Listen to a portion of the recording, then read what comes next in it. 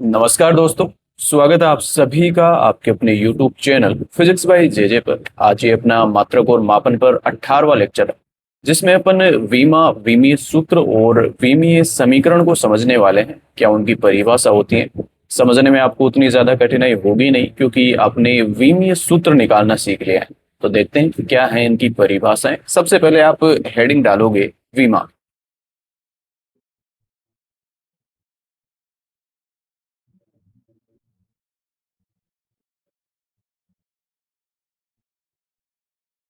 विमा या इंग्लिश में इसको कहा जाता है dimension.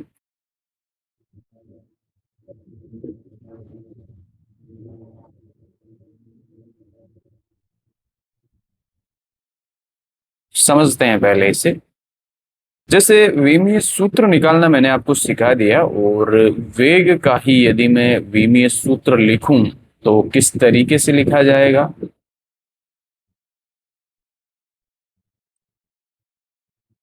L1 T minus one, इसी तरह से लिखा जाता है विमीय सूत्र को। एक बड़े कोष्टक में या वर्गाकार कोष्टक में इसको बंद किया जाता है, L1 T माइनस वन।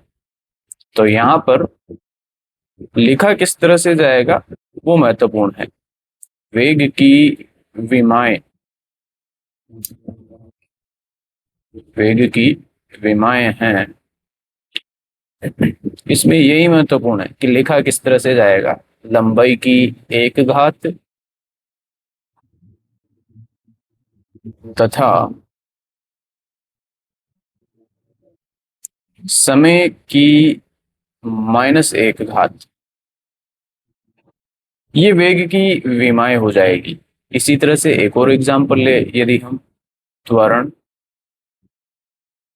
तो त्वरण का विमीय सूत्र यहाँ पर आप देख पा रहे हो। विमीय सूत्र हमें पता होना जरूरी है, तभी जाकर के हम विमाएं बता सकते हैं।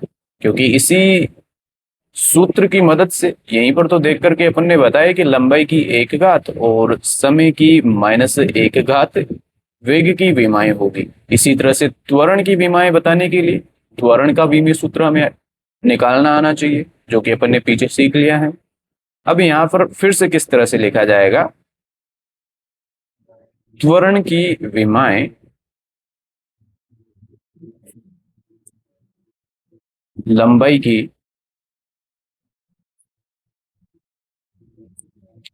एक घात और समय की माइनस दो घात।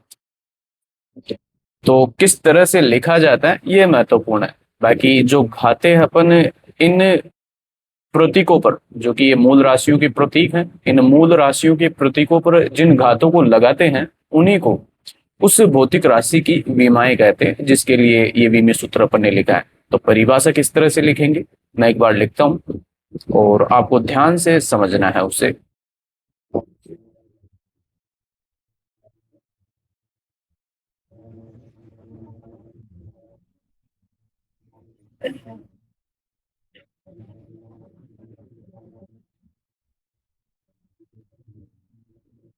किसी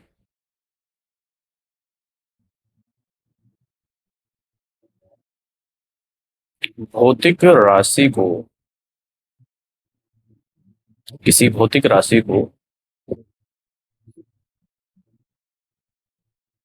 मूल राशियों के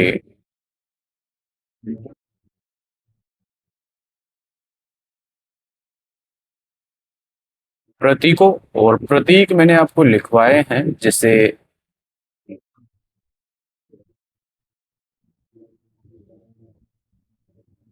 जैसे द्रव्यमान के लिए कैपिटल एम, लंबाई के लिए कैपिटल एल, समय के लिए कैपिटल टी, और इसी तरह से सात मूल भौतिक राशियों के लिए मैंने आपको लिखवाए हैं। तो किसी भौतिक राशि को मूल राशियों के प्रतीकों के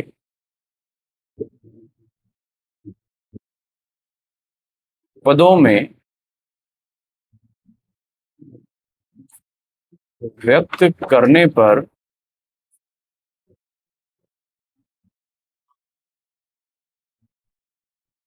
व्यक्त करने पर मूल राशियों के प्रतीकों पर, तो यहाँ पर अपन सीधा लिख लेते हैं कि पदों में व्यक्त करने पर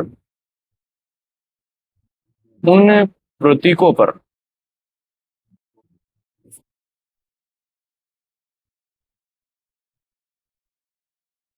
जिन घातांकों को,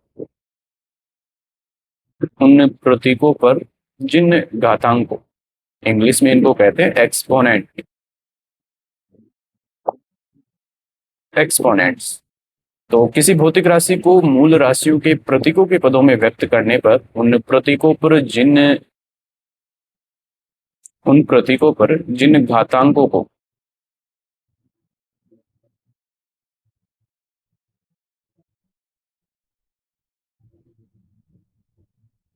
चढ़ाना पड़ता है, उन्हें उस भौतिक राशि की उन्हें उस भौतिक राशि की विमाएं कहते हैं, विमाएं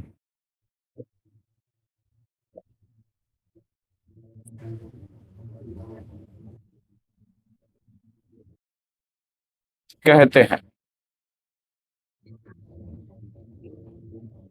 क्या लिखा है मैंने, किसी भौतिक राशि को मूल राशियों के प्रतीकों के पदों में तो अपन ने व्यक्त करते आ ही रहे थे, विमेय सूत्र निकालते वक्त भी अपन ने यही किया था।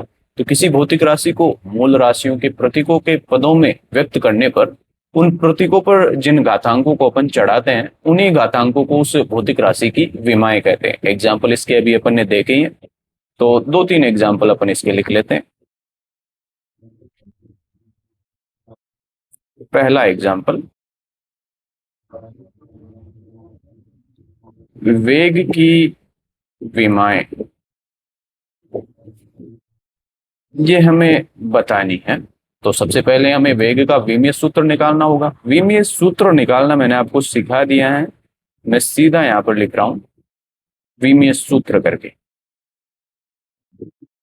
विमीय सूत्र ये आपको पता होना चाहिए, वेग का विमीय सूत्र ये होगा L1T-1।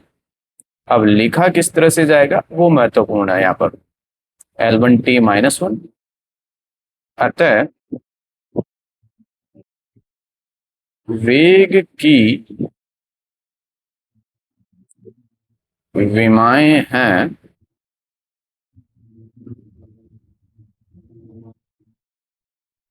लंबाई की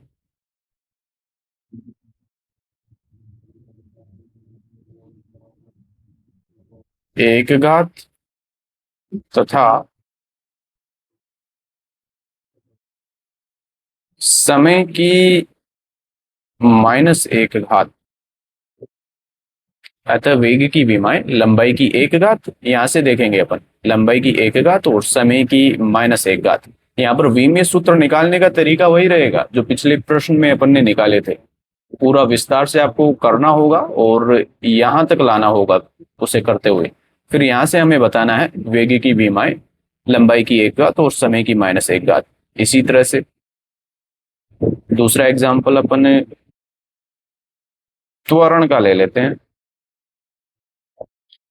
त्वरण की विमाएं हमें बतानी है, तो सबसे पहले त्वरण का विमीय सूत्र, त्वरण का विमीय सूत्र ये अपन जानते हैं L1T-2 होता है। तो यहां से आप देखोगे,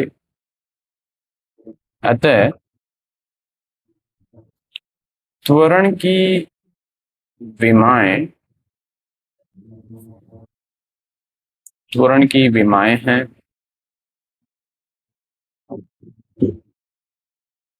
लंबाई की 1 घात तथा समय की -2 घात, -2 घात। ये हो जाएगी त्वरण की विमाएं। इसी तरह से तीसरा एग्जाम्पल अपन ले लेते हैं समतल कोण। दोनों ही ले लेते हैं। कोण में जो दो प्रकार मैंने लिखवाए थे आपको, समतल कोण और घन कोण।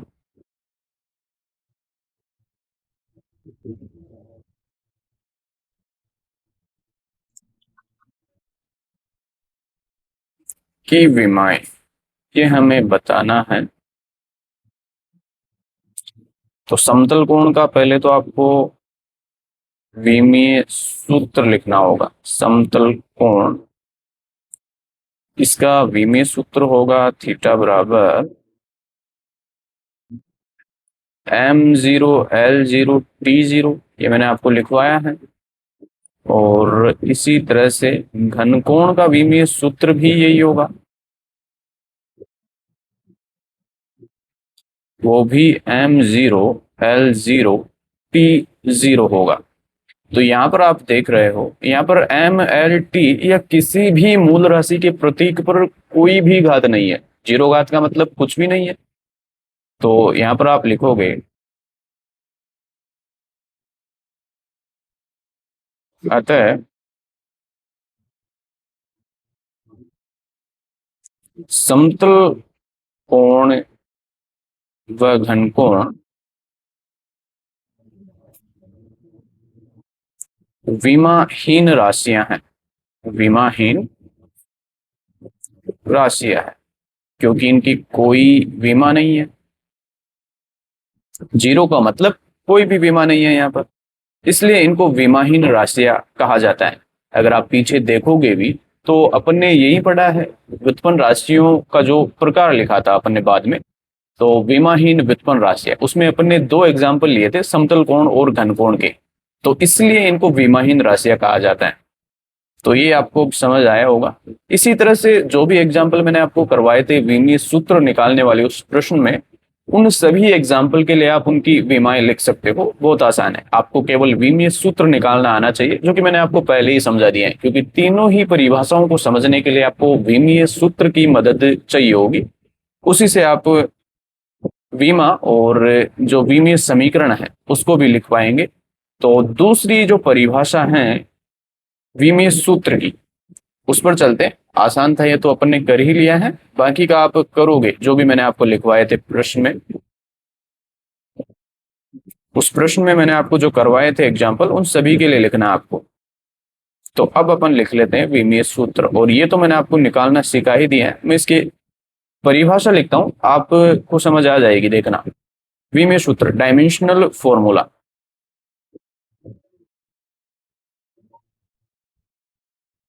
Dimensional formula. और जो परिभाषा है वो मिलती जुलती ही है विमा से इसकी। तो इसमें आपको लिखना है भी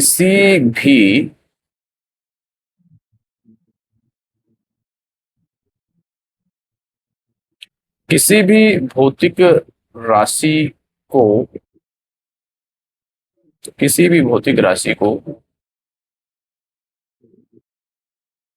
मूल राशियों के प्रतीकों, जो 7 प्रतीक मैंने आपको लिखवाए हैं कोष्टक में, एक दो लिख लेते हैं अपन। M L T आदि मूल राशियों के प्रतीकों के पदों में, मूल राशियों के प्रतीकों के पदों में करने पर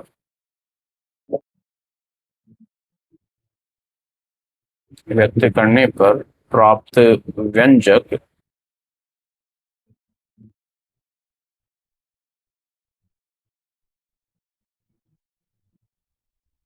जिसमें उन प्रतीकों पर,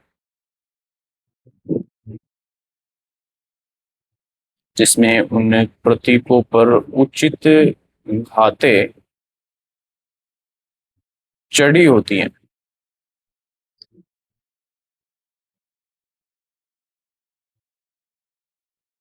उस भौतिक राशि का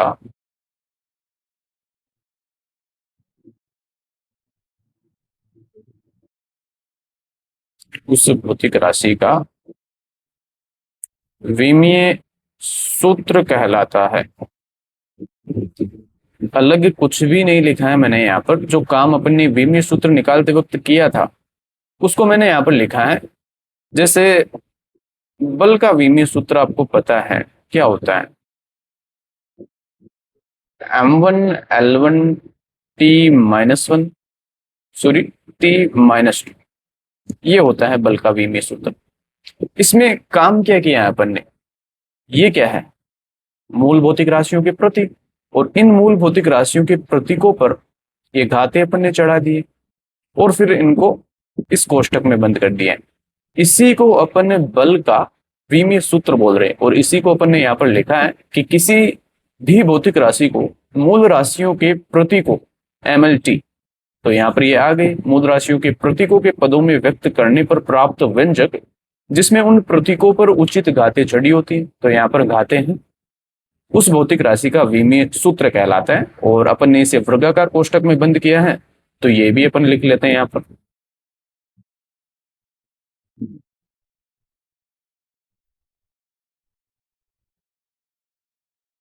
तो आगे एक लाइन और लिखोगे आप,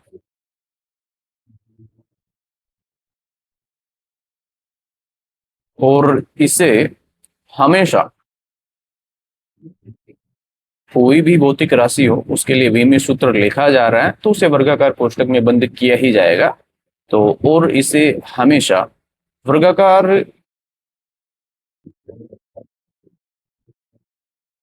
कोष्ठक, इस तरह का कोष्ठक वर्गाकार कोष्ठक में बंद किया जाता है, बंद किया जाता है। मैं फिर से यहाँ पर सीधे एग्जाम्पल लिख रहा हूं, दो तीन भौतिक राशियों के किस तरह से विमीय सूत्र निकाला जाता है ये अपन ने सीख लिया है।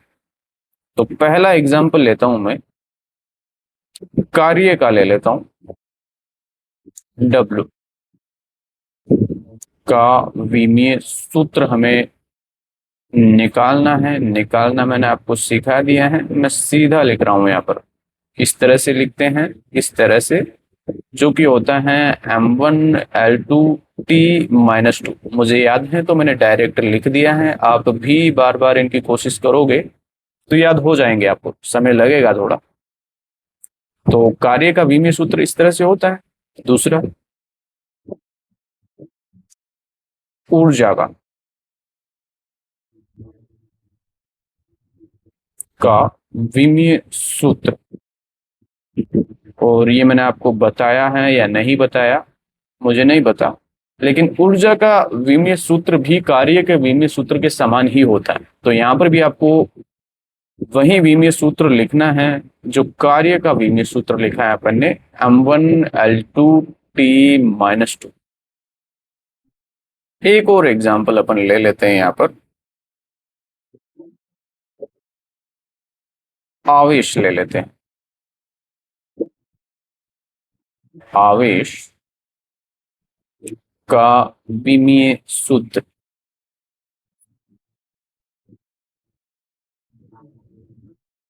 और आवेश का विमीय सूत्र मैंने आपको लिखा है A1T1।